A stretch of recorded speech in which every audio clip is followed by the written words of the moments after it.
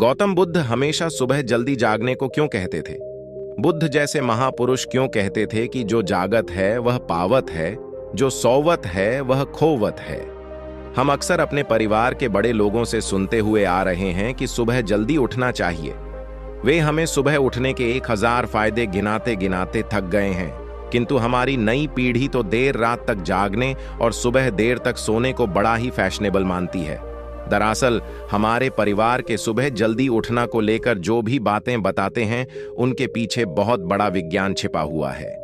यह विज्ञान उन्हें उनके पूर्वजों ने सिखाई थी और अब वह हमें सिखा रहे हैं। सुबह भोर के समय को ब्रह्म मुहूर्त के नाम से जाना जाता है और इस समय हमारा दिमाग, प्रकृति और वातावरण सब कुछ बहुत ही सकारात्मक रूप से सक्रिय होते हैं। इस समय पर जो भी प्रार्थना या ध्यान किया जाता है, उससे अवश्य सफलता मिलती है। आपको बौद्ध सन्यासी की कहानी सुनाते हैं, आपको बताते हैं कि ब्रह्म मुहूर्त का रहस्य जानकर पूर्ण जीवन बदल गया। कहानी शुरू करने से पहले चैनल को सब्सक्राइब जरूर कर लें और इस कहानी में सिर्फ ब्रह्म मुहूर्त के रहस्य के साथ एक ऐसी ध्यान की विधि बताएंगे जिससे अगर कोई 21 दिन अपनाता है तो वह अपने सपनों को साकार कर सकते हैं। उसे ब्रह्मांड की शक्तियां की विशेष मदद मिलने लगती है। इसके साथ वह व्यक्ति अपने मन को स्थिर और बुद्धिमान बन जाता है। दोस्तों, गौतम बुद्ध की शिक्षा हर किसी के जीवन को नई दिशा दे सकती है। अगर आप भी इसे मानते हैं तो कमेंट्स में नमो बुद्धाएं लिखना मत भूलिए। तो चलिए कहानी की शुरुआत करते हैं। एक समय की बात है, एक नगर में एक लड़का रहता था। वह लड़का अच्छा था, लेकिन उसकी एक खराब आदत थी। वह देर तक सोता रहता था। सुबह उसका परिवार उसे जगाने के लिए लाखों प्रयास करता था, किंतु सबने हार मान ली थी। वह लड़का कभी 9-11 बजे से पहले नहीं उठता था। जब वह बालक था तब परिवार ने सोचा कि जब यह बड़ा हो जाए तो इसकी आदत में सुधार हो। वह लड़का जैसे जैसे बड़ा होता गया, यह आदत और भी ज्यादा गहरी होती चली गई। दुनिया इधर से उधर हो जाए, लेकिन वह लड़का कभी जल्दी नहीं उठ पाता था। उसके पिता उसकी इस आदत से बहुत ज्यादा परेशान रहने लगे थे। उस लड़के को ढेरों नकारात्मक शक्तियां ने घेर लिया था। वह सभी को पलटकर जवाब देता था, दिन भर उदास रहता था। इसका असर उसके स्वास्थ्य पर भी पड़ रहा था। जब उस लड़के को यह पता लगा कि उसके सारे मित्र सफलता को प्राप्त कर रहे हैं, तब वह और भी ज्यादा दुखी हो गया और ईश्वर को कोसने लगा। वह बार बार कहता था कि मेरी किस्मत खराब है, किंतु उसके पिता अच्छी तरह से जानते थे कि लड़के के असफल होने के पीछे क्या कारण है। एक दिन की बात है, उसके पिता को किसी बौद्ध सन्यासी के बारे में पता चला। बेटे की समस्या को लेकर वह तुरंत ही बौद्ध सन्यासी के पास जा पहुंचे। पिता ने बौद्ध सन्यासी को बड़े ही विस्तार से अपने बेटे की आदतों के बारे में बताया। बौद्ध सन्यासी ने कहा कि कल आप अपने बेटे को इस आश्रम में आने को कहिएगा। पिता घर की ओर चल दिए। उन्हें पता था अगर वह सीधे तरीके से बेटे से बौद्ध सन्यासी को मिलने के लिए कहेंगे तो वह कभी तैयार नहीं होगा। उन्होंने बेटे को अपने पास बुलाया और कहा, तुम्हारे सारे मित्र जीवन में सफलता प्राप्त कर रहे हैं, क्या तुम सफल नहीं होना चाहते हो? लड़के ने उत्तर दिया कि जरूर पिताजी, किंतु जब भी मैं अपने मित्रों से उनकी सफलता का रहस्य पूछता हूं तब वे मुझे कुछ नहीं बताते हैं। पिता ने कहा कि मुझे यह रहस्य पता चल गया है। तभी लड़के ने बड़ी उत्सुकता से पूछा, क्या पता चला है पिताजी? पिता ने कहा कि कल सुबह तुम्हें एक बौद्ध सन्यासी के आश्रम में जाकर उनसे मिलना है।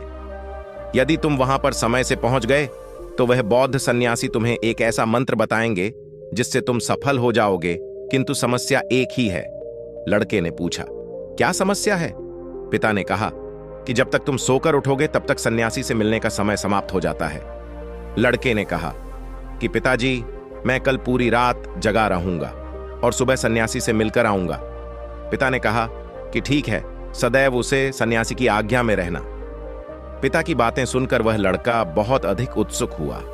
जीवन में पहली बार उसने रात्रि जागरण किया, किंतु थोड़े ही समय में उसे नींद आ गई और वह सो गया। अगली सुबह जब वह उठा तो उसे पता लगा कि सन्यासी से मिलने का समय समाप्त हो चुका था। उसके पिता ने लड़के की ओर देखा और कहा कि तुम जीवन में कभी सफल नहीं हो पाओगे, चाहो जाकर सो जाओ।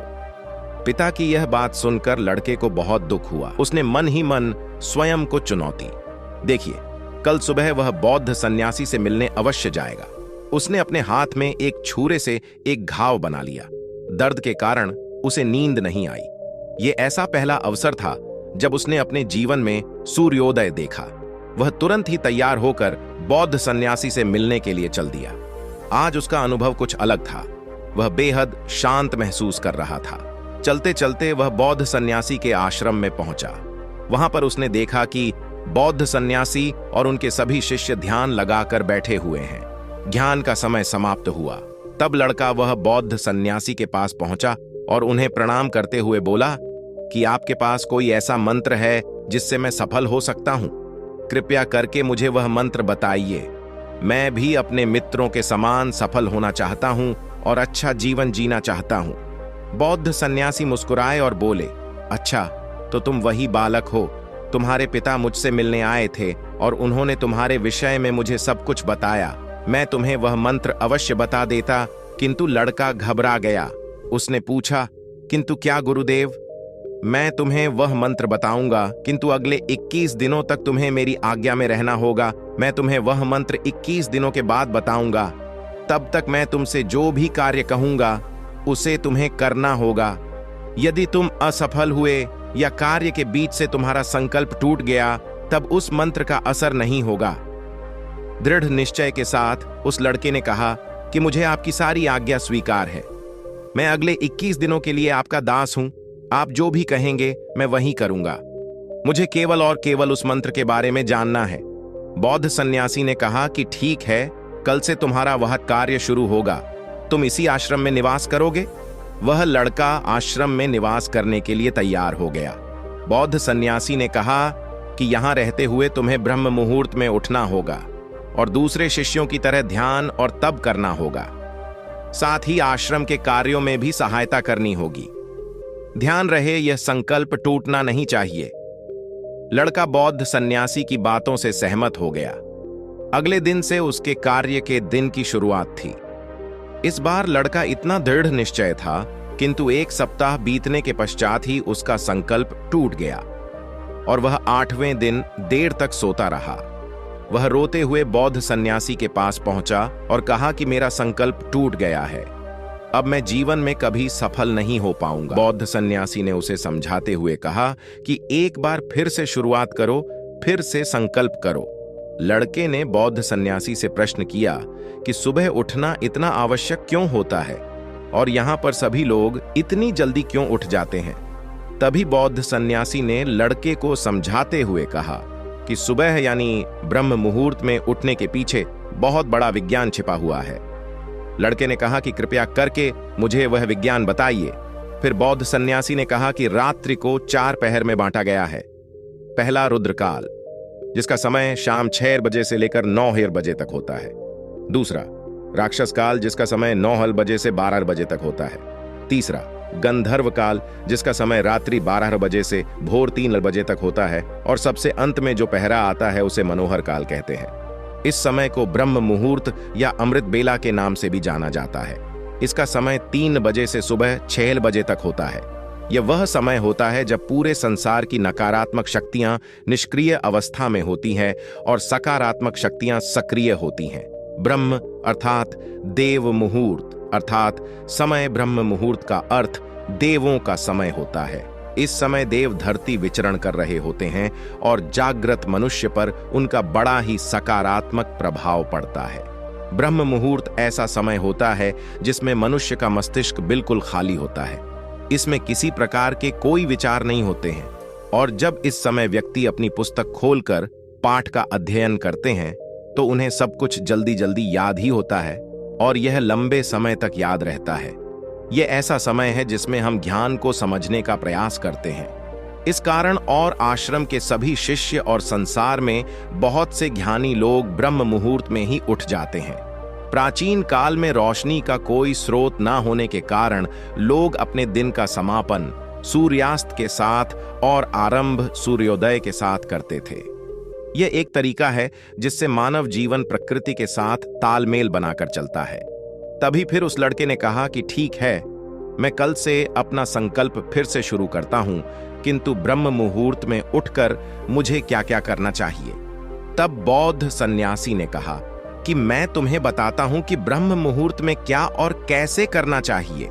सबसे पहले उठकर धरती पर पांव रखने से पहले उसे प्रणाम करो, अपनी हथेलियों की ओर देखो और ईश्वर को धन्यवाद दो कि उन्होंने तुम्हें आज का सूर्योदय देखने का अवसर दिया। इसके बाद नित्य कर्म और स्नान करने से शरीर ही नहीं मन की शुद्धता भी बढ़ती है। स्नान करने के पश्चात ध्यान की प्रक्रिया होती है। ब्रह्म मुहूर्त की ध्यान प्रक्रिया की अवधि 30 दिन तक होती है। इस विधि का उपयोग तब किया जाता है जब आप अपनी कोई मनोकामना की पूर्ति चाहते हैं। यह ऐसा समय होता है जब व्यक्ति अपने आज्ञा चक्र को सक्रिय करने पर काम करते हैं। आज्ञा चक्र दोनों भों के बीच होता है। यह संकल्प का स्थान भी कहा जाता है। अगर इस चक्र पर केंद्रित किया जाए और अपनी मनोकामना को बार बार दोहराई जाए तो मात्र 21 दिनों के भीतर वह पूर्ण हो जाता है। अगर आपके मन में कोई अधूरी मनोकामना है और आप उसे पूरी करना चाहते हैं, तब सबसे पहले उसे मनोकामना का स्पष्टीकरण कर लें। आपको क्या चाहिए, यह निर्णय अवश्य कर लें। इसके बाद ध्यान की विधि को शुरू करें। ब्रह्म मुहूर्त में स्नान के बाद एक ऐसा स्थान चुनें जहां पर वायु का दबाव कम हो। वही तुम्हारी सफलता का मंत्र है। जो व्यक्ति ब्रह्म मुहूर्त में उठकर ध्यान प्रक्रिया को सही से करते हैं, वह जीवन में कभी असफल नहीं हो सकते। तुम्हें ब्रह्म मुहूर्त का रहस्य पता चल चुका है। अब इस जीवन पर प्रयत्न करो। तुम्हें जीवन के लक्ष्य और सफलता दोनों प्राप्त होंगे। उस व्यक्ति ने बौद्ध सन्यासी को धन्यवाद दिया और ब्रह्म मुहूर्त के नियमों का पालन जीवन भर करने का वादा भी किया।